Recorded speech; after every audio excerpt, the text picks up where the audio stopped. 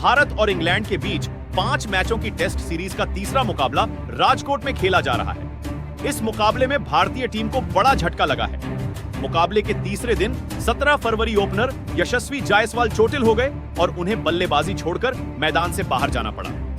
यशस्वी भारत की दूसरी पारी में 44 विन ओवर की समाप्ति के बाद रिटायर्ड हर्ट हुए। यशस्वी जायसवाल ने रिटायर्ड हर्ट होने से 133 गेंदों पर 104 रन बनाए, जिसमें 9 चौके और 5 छक्के शामिल रहे। यशस्वी के टेस्ट करियर का यह तीसरा शतक रहा। अब फैंस के मन में यह सवाल जरूर होगा कि यशस्वी जायसवाल क्यों रिटायर्ड हर्ट हुए। क्या वह खेल के चौथे दिन 18 फरवरी दोबारा बैटिंग के लिए मैदान में आ सकते हैं? देखा जाए, यशस्वी जायसवाल शतक बनाने तक तो शानदार अंदाज में खेले, लेकिन उसके बाद उन्हें परेशानी होने लगी। 42वें ओवर की समाप्ति के बाद तो यशस्वी मैदान पर लेट गए। यशस्वी को पीठ और बाएं पैर में तकलीफ महसूस हो रही थी। ऐसे में भारतीय टीम के फिजियो मैदान पर आए और उन्होंने यशस्वी की मदद की। फिजियो से उपचार के बाद यशस्वी दोबारा बैटिंग करने लगे थे, लेकिन जब यशस्वी 104 रनों के स्कोर पर आए तो उनकी परेशानी कुछ ज्यादा बढ़ गई।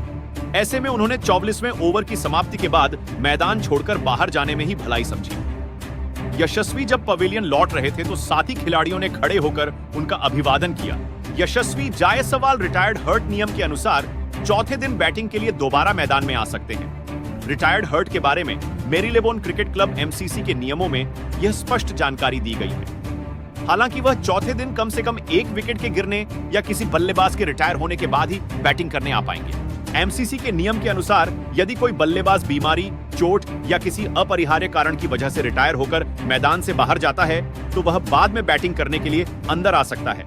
यदि बल्लेबाज बैटिंग के लिए दोबारा नहीं आ पाता है तो उसे रिटायर्ड नॉट आउट माना जाएगा।